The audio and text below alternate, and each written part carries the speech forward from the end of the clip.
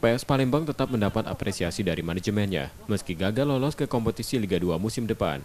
Sukses PS Palembang hingga ke fase 16 besar diakui sebagai pencapaian optimal segentar alam musim ini. Karena dalam beberapa musim terakhir, PS Palembang tidak mampu menembus level nasional. Gagal musim ini menjadi motivasi PS Palembang untuk tampil lebih baik di Liga 3 musim selanjutnya.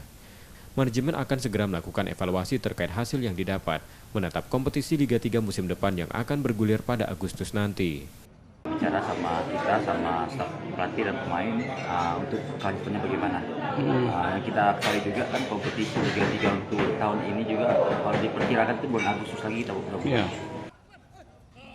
Sebelumnya PS Palembang gagal ke kompetisi Liga 2 setelah hanya mampu menempati peringkat terakhir klasemen 16 besar grup AA dengan raihan 1 poin dari 3 kali laga.